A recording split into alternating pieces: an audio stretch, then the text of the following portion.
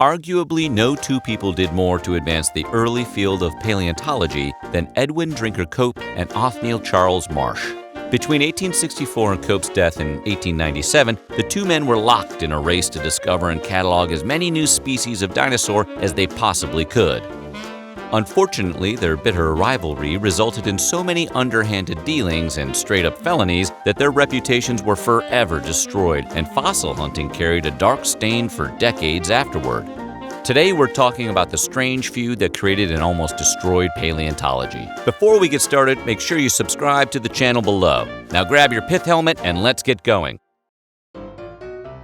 The feud between Cope and Marsh was so intense that the bickering scientists would routinely dynamite their own dig sites to prevent the other from potentially combing back over the excavation and discovering something. That's a level of pettiness so casually destructive, it's almost admirable.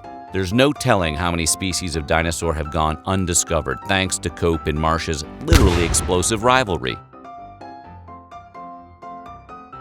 During the early days of the feud, Cope incorrectly reconstructed an Elasmosaurus skeleton, placing the animal's skull at the tip of its tail and believing he had discovered a new species of snake-like dinosaur. Unable to resist the opportunity to deliver a backboard-shattering dunk on his rival, Marsh called out Cope's mistake in a letter to the New York Herald, claiming that he had pointed the error out to Cope and that Cope's wounded vanity had never recovered from the crippling blow. In reality, Cope's mentor, Joseph Leidy, had actually discovered the mistake, and Cope had desperately attempted to buy up and destroy every scientific journal that had printed his error in a stunning display of the 19th century equivalent of the "someone hacked my Twitter" defense. By the time everything was said and done, the Bone Wars did a tremendous amount of long-term good for the field of paleontology. However, at the time, Marsh and Cope were so eager to beat each other in making new discoveries that their work was sloppy and filled with more errors than a Little League baseball game. By the time the excavation dust settled, Marsh and Cope claimed to have identified 142 unique species of dinosaur. Today, less than 40 of their discoveries are considered valid. In fact, Cope is responsible for the whole Brontosaurus-Apatosaurus debate when he mistakenly identified an Apatosaurus specimen as a new species.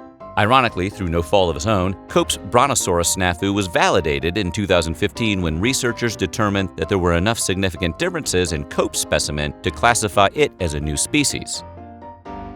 When they weren't trolling each other in scientific journals and blowing up their own dig sites, Cope and Marsh conducted a great deal of their feud at a distance, sending hired agents across the country to do their dirty work.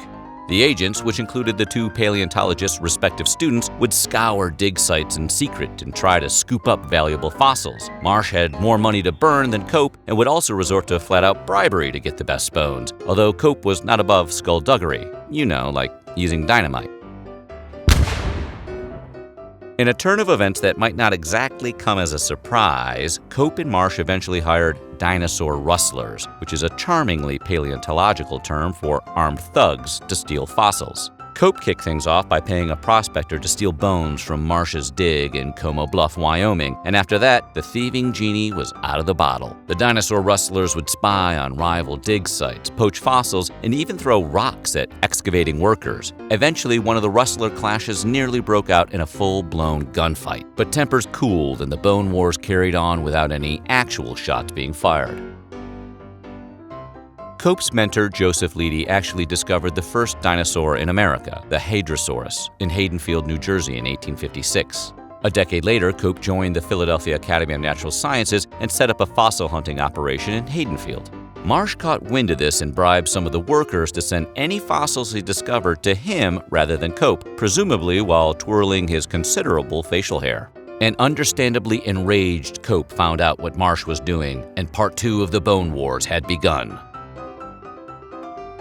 Astonishingly, Cope and Marsh weren't always at each other's throats. The two men initially met in Berlin in 1864 when studying abroad and were impressed enough that they actually named dinosaur species after each other. Obviously, Cope and Marsh's brief professional camaraderie didn't translate into a lasting friendship. Either that, or they thought bribery, theft, and destruction of priceless artifacts were things good buddies do. Towards the end of the Bone Wars, Cope was pretty beaten down. He was broke and divorced with nothing more to show for his bitter feud with Marsh than a tarnished reputation and a collection of fossils, and Marsh did his best to take those too. In the 1880s, Marsh became the head of the U.S. Geological Survey, and he pushed through a law stating that any fossils collected using any kind of government funding automatically belonged to the Smithsonian Museum. His goal was to take Cope's fossils, but Cope was an obsessive record keeper, and he had the receipts to prove that he had indeed blown his own cash to acquire the majority of his specimens. Proof of his fossil ownership weren't the only receipts Cope brought. After nearly having a specimen seized by the Smithsonian thanks to Marsh's chicanery, Cope published a damning record of the many slimy misdeeds and outright felonies Marsh had committed during the Bone Wars, corroborated by many of Marsh's former employees. Marsh was forced to resign from his position as the head of the Geological Survey, and as an added ironic twist of the knife, he was unable to prove ownership of most of his vast fossil collection. So, in accordance with the law he'd championed in an attempt to screw over Cope, the majority of Marsh's fossils were seized by the Smithsonian. Cue sad trombone.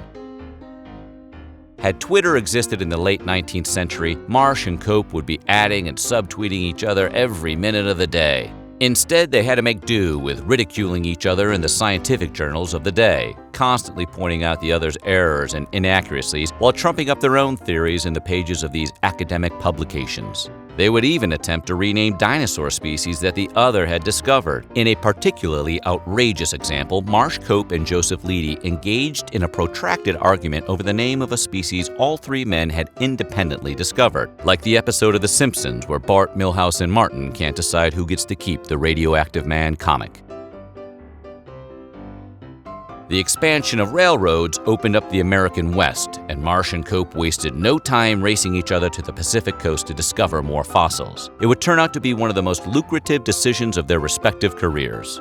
New excavation sites in states like Wyoming and Colorado yielded some of the most famous finds in paleontological history, including the discoveries of Triceratops, Stegosaurus, and Allosaurus. But the enthusiasm with which the two men attacked their rivalry continued to do almost as much harm to the field as good. You already know that Marsh firmly believed in putting his money in the right palms to give him the edge over Cope. The problem was, everyone else knew it too. When some railroad workers unearthed an impressive cache of fossils in the 1870s, they contacted Marsh, but hinted that they were also talking to Cope, even though they weren't, knowing that Marsh's need to outbid his rival would allow them to ask for some truly ridiculous prices. Marsh would have fallen hard for that Nigerian princess scam if dinosaur bones were on the table. Although Marsh eventually became the head of the U.S. Geological Survey, Cope scored an early victory by getting a position with the organization to survey new territory out west. He used this position to document and claim credit for as many species as he possibly could, which angered pretty much all of his peers, including his mentor, Joseph Leidy. Marsh responded to Cope's glory-hogging in typical Marsh fashion. He hired a bunch of goons to infiltrate Cope's expeditions and steal fossils. You really have to admire his consistency. Marsh was born poor, but he had a wealthy uncle in George Peabody, who founded the Museum of Natural Science at Yale University. In a shocking coincidence, Marsh received his first academic position at the museum not long after it was founded.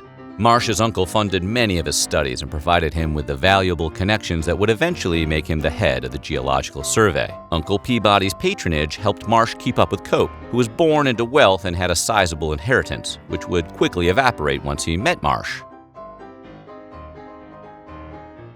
Despite Cope's victory in effectively getting Marsh fired from the Geological Survey and having most of his specimens seized by the Smithsonian, Marsh actually discovered more dinosaur species, and both men died poor and with academic reputations that could gently be described as less than favorable. They were ultimately both casualties of the Bone Wars rather than victors. The real winner was Joseph Leidy. He eventually got sick of the conflict between Marsh and his former protege Cope and left dinosaur hunting altogether to study other prehistoric species, ultimately discovering more than 400 species of protozoans and invertebrates. The Smithsonian also made out pretty good. Thanks to the rivalry and Marsh's self-defeating law, the Smithsonian wound up with an impressive collection of dinosaur bones. Cope died in 1897, but he tried one last time to score a spectacular dunk on his hated rival. In his will, Cope stipulated that his brain was to be removed from his body and weighed, and challenged Marsh to do the same upon his death to see whose brain was the heaviest. Cope hoped that his own pettiness would be matched by Marsh. But Marsh, showing restraint for perhaps the first time in his life, declined to accept the challenge and took the secret of his brain weight to the grave in 1899. The rivalry between Edward Drinker Cope and Othniel Charles Marsh pushed the field of paleontology forward more than any other period in history, but their reckless and decidedly unscientific behavior gave dinosaur hunting an unsavory reputation that lingered for generations. So who are you, Team Marsh or Team Cope? What about Team Leedy? Let us know in the comments below, and while you're at it, subscribe to more of our weird history.